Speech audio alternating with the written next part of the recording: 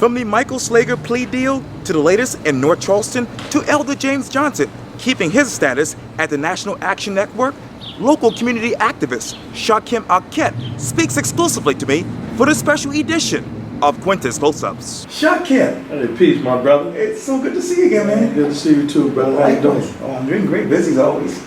Okay. Yes, sir. That's what's up. Yes, indeed. And let me turn to the obvious. This is the headline from the Post and Courier from earlier today. The headline reads this: ex-police officer Michael Slager pleads guilty to civil rights charges in Walter Scott shooting. State murder charge dropped. When you read the headline, what will you add to that? Andy Savage pulled off the move of the century. I think Andy Savage single-handedly beat out and strategically beat out Scarlett Wilson and the family attorney. The reason why I say that is because Andy Savage, he's a very scheming and cunning attorney.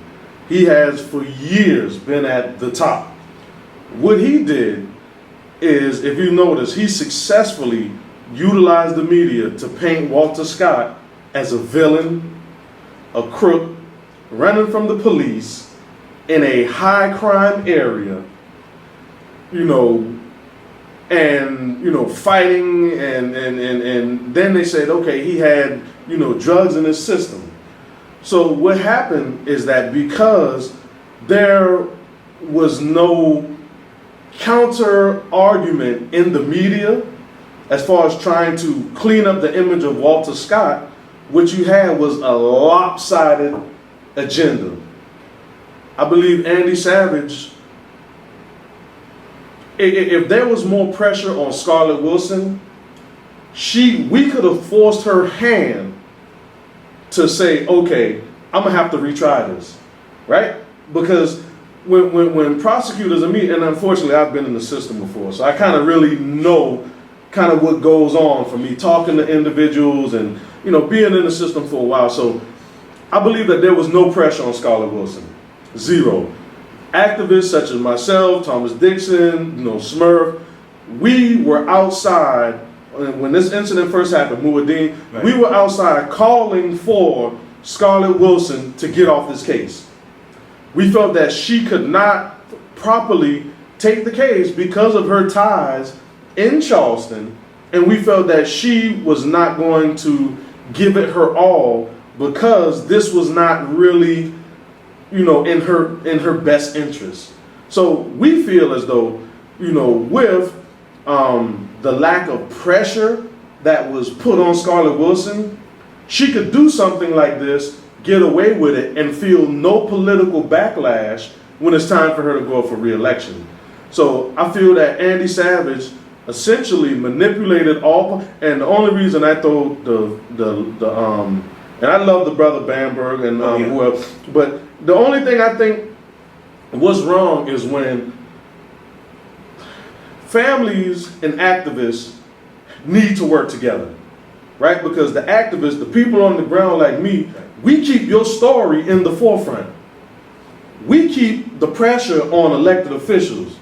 So we need family, friends, and relatives to, I would say, give us the ammunition and the hope and the push and the momentum that we need to keep these things in the forefront. And when we don't have that support, then it almost like makes everything drop off a little bit. Let me go back to what you just said. Okay. You said that basically you think that Andy Savage had a lopsided agenda. What was that lopsided agenda in your mind? Well, like I said, the lopsided agenda was, paint Walter Scott like a criminal. Not only do you paint him like a criminal, hey, he shouldn't have resisted. He played into all of the things that white people fear about black people. Andy Savage played to that. He's a criminal. What? Oh, he was in a high crime drug. Even what he did with Fade and Santana. Fade and Santana was just an innocent bystander recording a video. What did Andy Savage do to him? He criminalized him. How did he do it? He pulled up an old song where Fade and Santana spoke out against the government. So what he did is he said, okay, what we're going to do, you shot the video, So what happened before the video? We don't know. So now when Andy Savage made it appear as though Fade and Santana can't really tell you what happened before the video because he doesn't like police anyway. And when you talk about what was in Scarlett Wilson's best interest, what was that in your mind? Try it again. Murder. Try it again. Because if you notice, she was, from what we were told, she was one away for a conviction, whether involuntary manslaughter, that's what they're saying, but she was one away from a victory. So why would you let somebody plea out to excessive force? Now, just keep in mind what this does is it gives the judge so much leeway to do whatever it is he wants to do, because there's no mandatory minimum. So you can get from 0 to life. So now whatever the judge feels that he wants to do, he can do. And we know with the history of judges, police, the good old boy system, all of that, I don't have enough faith in the justice system to think that this judge is going to give Officer Slager anything more than 5 years. Let me turn to a post that you actually posted on Facebook today. You said this quote, "Dear Mama, Joyce Thorough, if I ever get killed by a police officer, 1, do not forgive. 2, encourage protesters to protest. Do not stop them or make any negative statements towards them. Even if they're right, just say you don't control what others do and you understand their frustration. Do not let a lawyer tell you to be quiet. Keep the fire burning. You can take the money, but blank a gag order. Keep blasting in the media.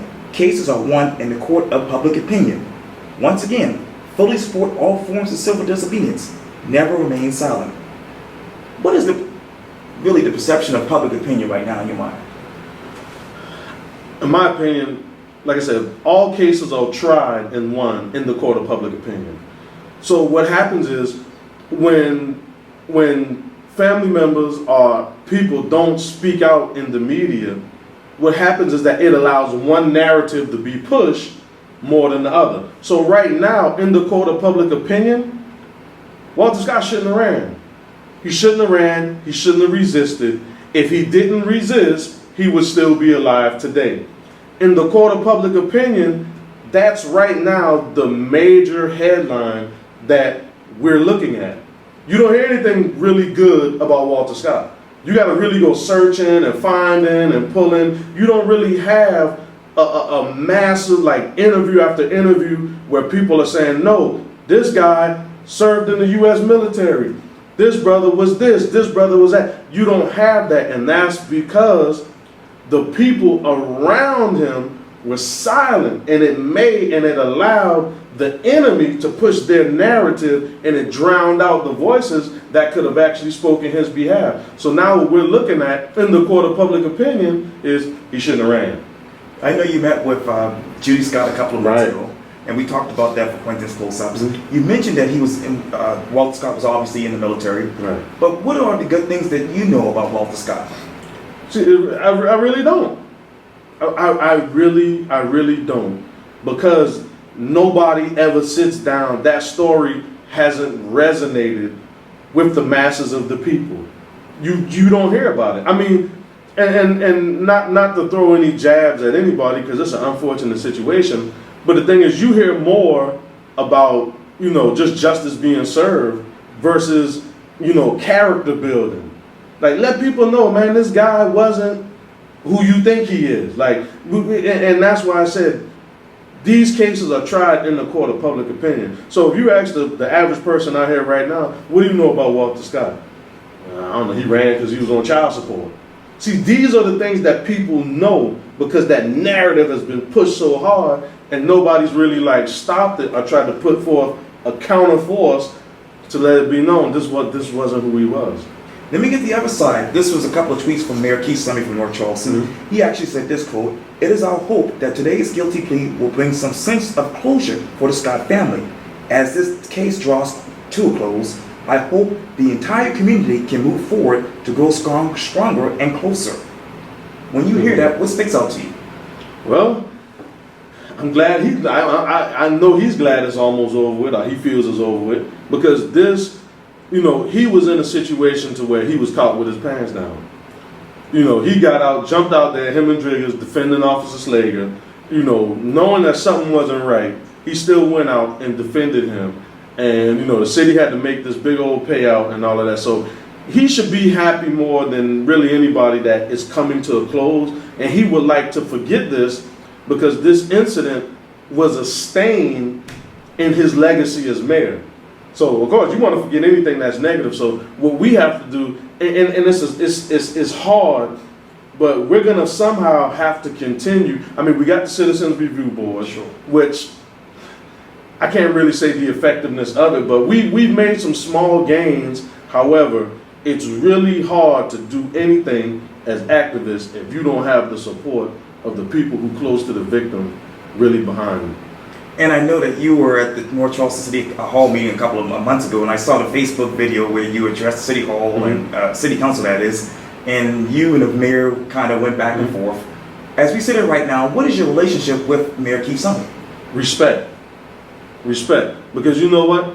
Everybody always talks about how, well, why do you use that, why do you use that tone? Why do you use, that language? Why do you do this? But I'm going to tell you one thing.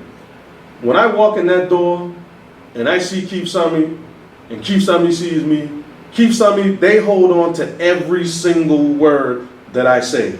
And, it's the fact that sometimes you got to let people know that drastic, situations require drastic measures. See, I'm not always going to be passive. Okay. When he got on, this incident all started when he got on talking about, people who oppose him going to face retribution. So my whole thing is I'm in the streets. Who you playing with? You know what I'm saying? You don't play with me, and you talking about you're gonna exact retribution on people, and then you try to say, well, every neighborhood is only gonna get, what they need, but that's it. So now my thing is, I'm coming from the streets because now I wanna test your gangster. I'm gonna test you and see where your heart is at. See, you're not gonna play me or anybody else in our circle and make it seem like you just gonna stomp down on everybody and you just gonna be this big bad mayor and you just gonna do whatever you want to. That doesn't work in our world. See, he might do that in the political realm to where he has a lot of people scared of him, and he does. He has a lot of people scared of him. He has a lot of people that don't want to speak out about him. He has a lot of people that'll do certain things like call you and say, hey man, I got some information on something, but I can't say this. You got a lot of people who are so scared of this man. And it's sad, but we let this guy parade around with Donald Trump and campaign with Donald Trump and then win all the black vote, but then all of a sudden we get mad at Donald Trump.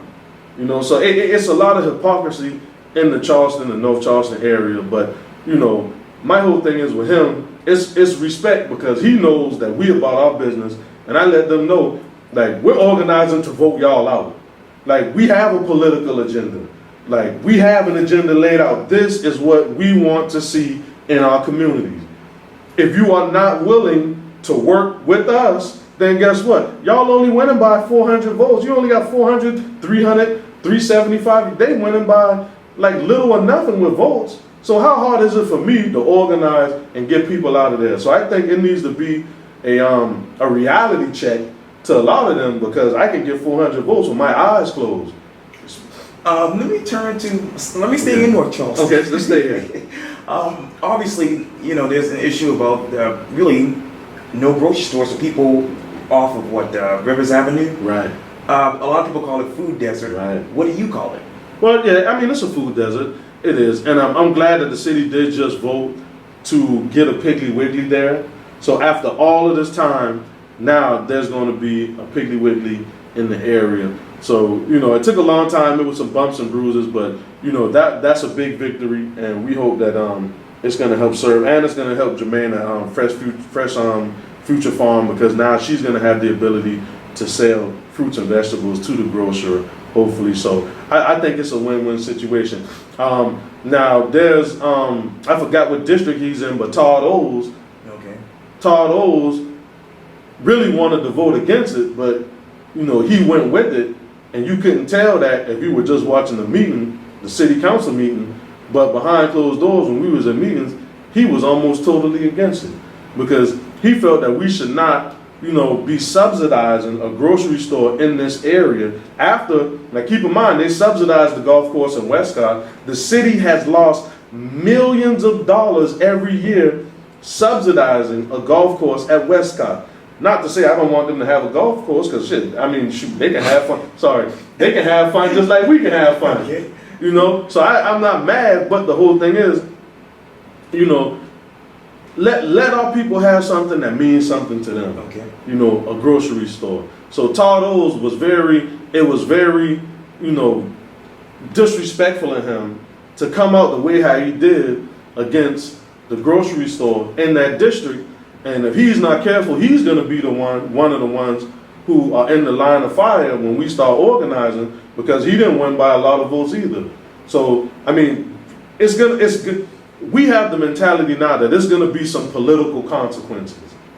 Let me go a couple of, and this actually happened at the same time with the Andrews Market situation. Okay. But let me talk to you about the incident, the alleged incident at Best Buy with North Charleston City Council member Michael London. Who, what, when, where, why, and how? That's a sad event because, with the Best Buy situation, if you went and you looked at how Mike was dressed, and you look, Mike is a well-mannered guy, well-kept. He doesn't in any way, shape, or form give a person the appearance that he's up to no good. He's a good guy, clean guy, soft, well-spoken.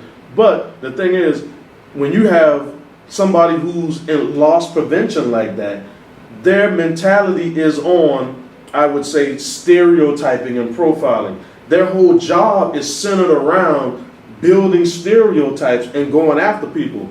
And you go after this man and accuse him of stealing. Man didn't even steal anything. Then it was only a little $10 cord, so it's sad that this is what we're dealing with.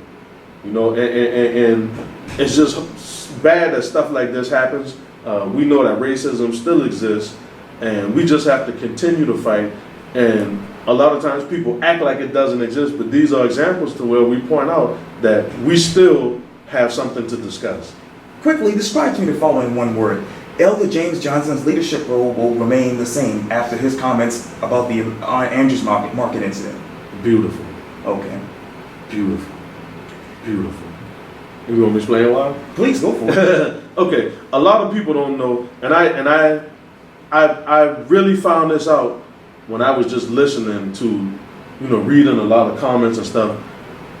The white community is very ill-informed of how these Middle Easterners come and open up these stores in the community, and they assist in the drug trade. And this is the thing. For years and years and years, and another thing I want to speak up, when Elder Johnson used the word Arab, in the black community, we've been using the word Arab. But see, and the thing is, remember there was a song by Busta Rhymes a long time ago, we getting Arab money. You remember that, Busta Rhymes and all of them? Okay. See, we in the black community, we've always referred to those stores as Arab stores and things of that nature. So when you say that Arab is a derogatory term, a lot of black people be like, I didn't know it was a derogatory term, because even if I take you into any of the stores in North Charleston and I refer to them as Arabs, they're not going to get mad. They might tell me, Assalamu alaikum. I'd be like, what's up? I'm going to see the Arabs to get some loose cigarettes. Oh yeah, peace, brother.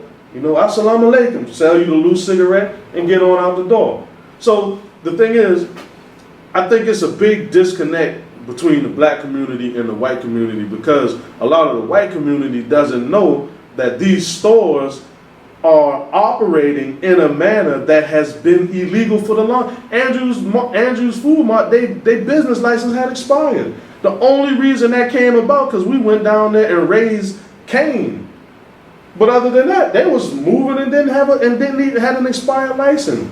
And we all know, when these stores come and they sell digital scales and baggies and all that stuff, everybody says, well, you don't have to buy them or whatever. Okay, but the people in the community don't want it in their community. So what? And that's why I say a lot of whites are insensitive to the issue, because they just don't know. They don't live in the hood. So they don't know about these Arab stores and, you know, how they just, you know, just basically just allow illicit activity to go on right in front of their face, and they're complicit in it. So if a citizen or person says that I don't feel safe with drugs in my community, the same way how the police is hard on drug dealers, well, what about the people who allow them to sit outside the store all day? What about them? So you mean to tell me, yeah, y'all can go knock the drug dealer off, but then the guy who's in the Arab store, who's selling the baggies, who's selling the crack pipes, who's selling the digital scale, y'all don't do nothing to him? That's a double standard. So if you put so much emphasis and focus on one, then you need to put focus on emphasis on the other, because they all work hand in hand. Shakem Akhet, thank you so much for your time. I really, really appreciate this. Yes, sir, brother. It's always a Appreciate pleasure. it. Yes, sir. Thank Take you. care. Yes, sir. All right.